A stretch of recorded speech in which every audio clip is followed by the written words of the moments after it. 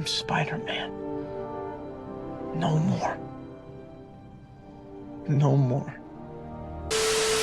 Spider-Man no more, indeed. Anyways, welcome back, true believers and all you spectacular Spidey fans, to another really exciting Spider-Man PS4 related video. And yes, I am aware that I have been absent from posting stuff on YouTube for almost a full week now, but that is because I have been attending the Game Developers Conference that is currently happening within San Francisco. And not only have I been able to reconnect with the amazing people over at Insomniac Games during this conference, but I have also been able to learn a bit more about the game's current status, as well as receive some new info about the game in general. And alongside of all this, Insomniac Games have recently released a brand new update for Marvel's Spider-Man that you can download right now on your PlayStation 4 system. However, unlike the previous updates where they did include free suits such as the Raimi suit, also known as the webbed suit within Spider-Man PS4, as well as the Bombastic Bagman and the Future Foundation outfits, this simply is just a patch for the game overall. Specifically, all of these patch updates relating to Spider-Man PS4 primarily revolve around the City That Never Sleeps DLC pack and all the chapters that come along with it. And to fully break down what this newest update holds for the game, it does showcase that version 1.15 of Spider-Man PS4 has addressed an issue where players could escape the world by crawling back under the digger in the mission Getting Deep. And to add on to this, the game has also addressed an issue where enemies could fall off the Colexco building and not die, preventing progression in the mission trust issues. Moving on, the game also addressed an issue where fast traveling would prevent players from being able to collect all of Hardy's stolen art. And specifically for the third chapter of the City That Never Sleeps pack, it does state addressed an issue where art from the Silver Lining story pack could appear in the main story. And furthermore, with the last 3 points on this list, they did in fact address an issue where some SUVs would not have collision once stopped, as well as address an issue where Spider-Man would stutter and take damage when attempting to stop an SUV. And to finally end off with this patch update for Spider-Man PS4, Insomniac have indeed addressed various additional issues. So basically, if you were experiencing any glitches of any kind throughout Spider-Man PS4's DLC packs, this patch will indeed make sure that you don't experience any of them ever again. Now, even though for me personally, I haven't experienced any of these glitches whatsoever, I'm really glad that Insomniac is still putting in support for the game to make sure that players do receive the best experience possible. Although, even though a fresh patch to Spider-Man PS4 is very much appreciated for the entire player base, the main thing that people are wondering is that will there be any more DLC for Spider-Man PS4 in the coming months? And even though this isn't 100% confirmed by any means, I still think the safest answer to this question is no. Now, the reason why I say no is because Insomniac have already fully released the entirety of their post-launch content for the game within the City That Never Sleeps, as well as releasing some free suits that fans could receive within the game as well. But what points this factor out even more is that if you look at the Collector's Edition image for Spider-Man PS4 in the bottom left-hand corner, the reading does state users will receive DLC no later than March of 2019. Now, what this fine print primarily means that if you were somehow able to not receive the Heist, Turf Wars, or Silver Lining by the time that they initially released in October, November, or December, they would actually send you a code for the game by the latest of March of 2019. But on the other hand, it also means that Insomniac will continue to support the game with added content by the end of March of this year. And even though March technically isn't over by the time of this recording, I still think that the majority of the content Insomniac wanted to put in within the main game has already been added, to say the least. But to put the nail in the coffin even further, I myself was able to ask Insomniac employees while attending GDC if there were any plans to continue to add content within Spider-Man PS4 by the time March is over. And to leave the name of the amazing developer that I was lucky enough to talk to remain anonymous, they did basically say that all the content that they did plan for Spider-Man PS4 is already in the base game, and they are currently focusing on their future projects. And even though future projects could basically relate to anything, I do think that the highest possibility as to what they are working on is most likely the sequel of Spider-Man PS4. So to recap all the DLC that we do currently have within Spider-Man PS4, as well as the 3 free update suits in the game as well, I do think the amount of content that Insomniac added after the game's main launch in September is extremely admirable, to say the least. So to discuss the entirety of the City That Never Sleeps pack, we did receive a total of 3 DLC chapters, which added to a total amount of 9 to 10 hours of extra content overall. overall. And for each individual chapter of the Heist, Turf Wars, and Silver Lining, they always came equipped with brand new story missions that added to the overall narrative of Spider-Man PS4's main story, as well as adding new content like side missions, challenges, bases, collectibles, and of course extra DLC suits. And with all this extra content adding lots more variety and replayability for the players to go and experience within Spider-Man PS4's universe, I do think Insomniac did a really great job with releasing all this post-content DLC. And with each individual chapter adding up to a total price of $10 or a total of $25 if you did buy the season pass, I do think the price point is very much justified with all the content that we did receive within these packs. So if I were to average out my CTNS review scores for the Heist, Turf Wars, and Silver Lining, giving them respectively a 9, 8, and 9 as well, I would give the overall City That Never Sleeps pack a solid 9 out of 10. But as for all the free updates that we received within Spider-Man PS4, including a bunch of awesome fan favorite suits, is the first off most famous and most requested one out of the bunch is of course the Sam Raimi suit, also known as the webbed suit. Not only was Insomniac fully planning months ahead of time to release this suit to the fans as a way to say thank you, but they also released it near Christmas to make it even more festive for all the Spidey fans playing Silver Lining. And besides the Sam Raimi suit, we of course most recently received two awesome Fantastic Four related suits within Spider-Man lore, of course relating to the Bombastic Bagman as well as the very much requested Future Foundation suit. So overall, with a total of 12 extra suits within Spider-Man PS4 added after the game's main launch in September, as well as a total of 9 to 10 hours of extra content relating to the game's story and overall world development, I do think the DLC for Spider-Man is a huge success. And seeing how Insomniac's main focus right now is currently working on their quote-unquote future projects, I just can't wait to see what's in store for whatever they have up their sleeve next. But until that time comes, everyone, thank you all so much for watching, and please let me know all your thoughts in the comments section down below. What do you think about Spider-Man PS4's DLC most likely being over now that the entirety of their content is pretty much out for the public to enjoy, and what other DLC would you have liked to seen within Spider-Man PS4 besides the City That Never Sleeps pack? For me personally, as well as everyone else out there, I do think instead of having Screwball come back throughout all 3 DLC chapters, they could have easily put in Taskmaster instead. Not only would we receive more awesome boss fights with Taskmaster, but it would also be a way to expand his narrative within his main role within Spider-Man PS4's story. And to finalize my points about the DLC, I did really enjoy Turf Wars, although I do think Hammerhead could have been portrayed a lot better than what he was within Spider-Man PS4's universe. Even though I do appreciate this new take on Hammerhead's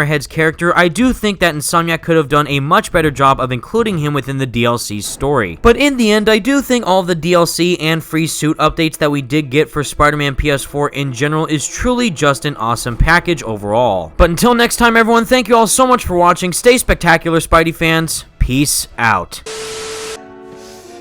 You are everything I wanted to be! You just threw it away!